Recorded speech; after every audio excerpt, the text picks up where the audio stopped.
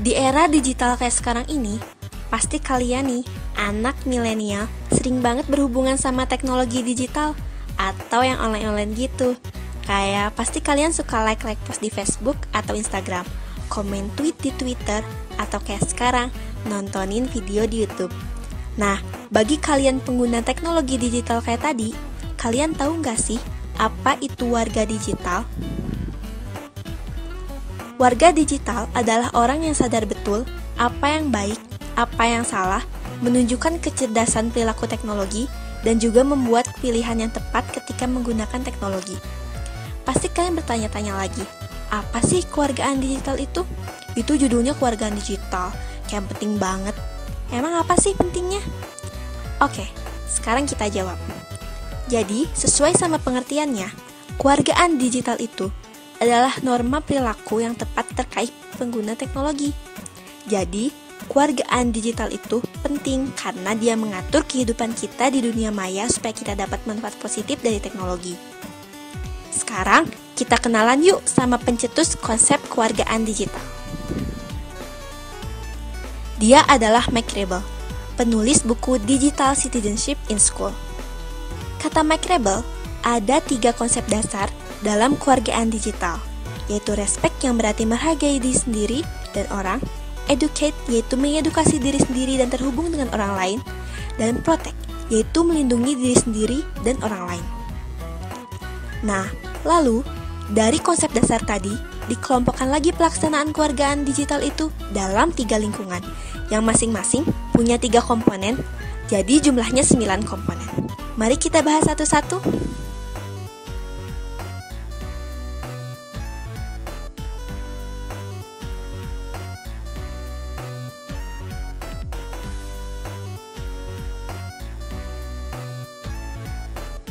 Pertama, lingkungan belajar dan akademis. Komponen kewargaan digital yang perlu diperhatikan dalam pemanfaatan teknologi untuk pembelajaran dan lingkungan akademik adalah yang pertama, akses digital. Di sini kita harus sadar bahwa nggak semua orang memiliki kesempatan yang sama untuk mengakses teknologi terlebih internet. Jadi ingat, jangan pakai wifi seenaknya ya. Kedua, komunikasi digital. Zaman sekarang, berkomunikasi bisa dilakukan dimanapun, kapan saja, melalui berbagai cara termasuk pesan instan, media sosial, Skype, pesan teks, dan lain-lain. Dengan banyaknya pilihan, warga digital harus tahu cara yang tepat dalam berkomunikasi dan menggunakannya sesuai kebutuhan. Yang ketiga, literasi digital. Seiring munculnya teknologi baru, peserta didik dan guru sebagai warga digital diharapkan bisa beradaptasi dengan cepat dengan perubahan dan menggali sesuatu yang baru.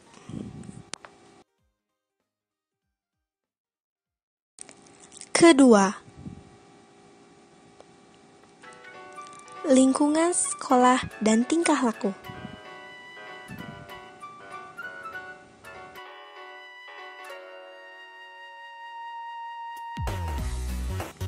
Komponen dalam lingkungan ini adalah pertama, hak digital. Sebagai warga digital, kita berhak bebas berbicara dan berkomunikasi. Namun dalam menikmati hak ini, kita juga punya kewajiban yaitu tidak boleh mengganggu hak orang lain dan harus menghormati hak orang lain. Kedua, etiket digital. Perilaku dalam bermedsos yang tepat dan benar sangatlah penting. Setiap orang yang menggunakan teknologi harus mematuhi prinsip dasar dalam berhubungan, yaitu perlakukan orang lain bagaimana Anda ingin diperlakukan. Ketiga, keamanan digital. Sebagai warga digital, kita harus waspada akan tindak kejahatan, misalnya dengan tidak membuka file hasil unduhan sembarangan dan memantau serta melindungi identitas dan informasi pribadi mereka secara terus-menerus.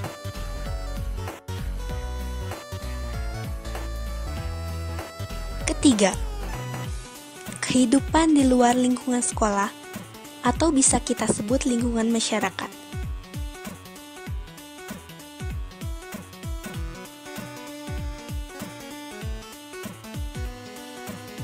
Komponen dalam lingkungan ini adalah 1. Hukum digital. Hukum digital mengatur etiket penggunaan teknologi di masyarakat. Jadi, perlu adanya hukum untuk melindungi warga digital dari tindak kejahatan seperti pencurian identitas, pembajakan, dan lain-lain. 2. Transaksi digital. Dalam jual beli online, penjual dan pembeli perlu menyadari resiko dan manfaat jual beli online. Warga digital perlu tahu bagaimana menjadi pembeli atau penjual online yang baik.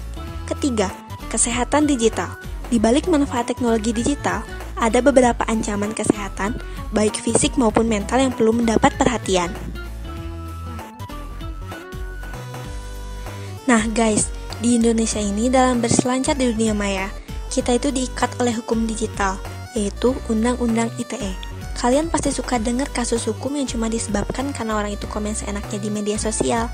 Nah, kali ini aku akan membahas contoh beberapa pelanggaran terhadap UU ITE.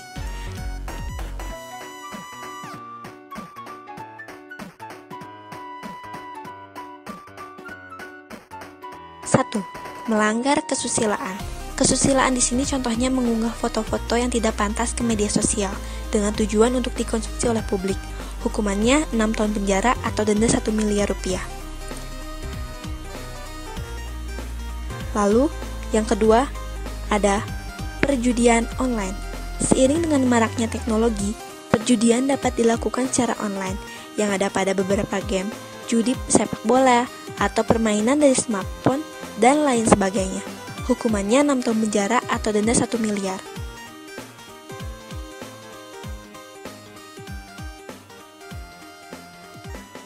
Penghinaan. Contoh pelanggaran ini sering dijumpai dalam media sosial karena banyak pengguna media sosial yang tidak dapat mengontrol emosinya, sehingga meluapkan emosinya melalui kata-kata di media sosial. Hukumannya 4 tahun penjara atau denda 750 juta rupiah. Pengancaman. Pengancaman di sini juga bisa berupa pencemaran nama baik loh, atau pemaksaan ataupun pemerasan kepada seseorang. Hukumannya 6 tahun penjara atau denda 1 miliar rupiah. Yang kelima, menyebarkan hoax. Banyak para pengguna teknologi yang tidak teliti saat memperoleh informasi, sehingga terjebak dalam berita-berita bohong yang disebarkan oleh pelaku. Hukumannya 6 tahun penjara atau denda 1 miliar rupiah. Yang terakhir, ada ujaran kebencian.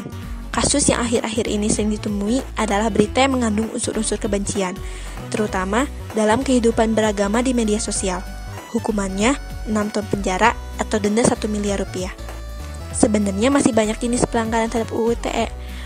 Ternyata hukumannya berat-berat ya guys. Hati-hati ya dalam bermedsos, jangan sampai kita masuk penjara cuma karena hal sepele. Terakhir nih, ada satu konsep yang kita bisa gunakan supaya menjadi warga digital yang baik dan benar, yaitu THINK. THINK ini merupakan akronim dari beberapa kata, yaitu true, apa benar postingan kamu atau hanya isu yang gak jelas sumbernya. Kalau masih buram, mending gak usah di-share. Hurtful, apa postingan kamu menyakitkan orang lain? Hati-hati loh, UU ITE itu mengawasimu. Illegal, ilegalkah post kamu? Necessary, apakah postingan kamu penting atau mengganggu orang lain? Kind, santunkah postingan kamu atau menggunakan kata-kata yang menyinggung orang lain? Ingat, tulisan yang kamu posting mewakili diri kamu. Terima kasih sudah menonton video ini. Sampai bertemu kembali di video pembelajaran selanjutnya. Bye-bye.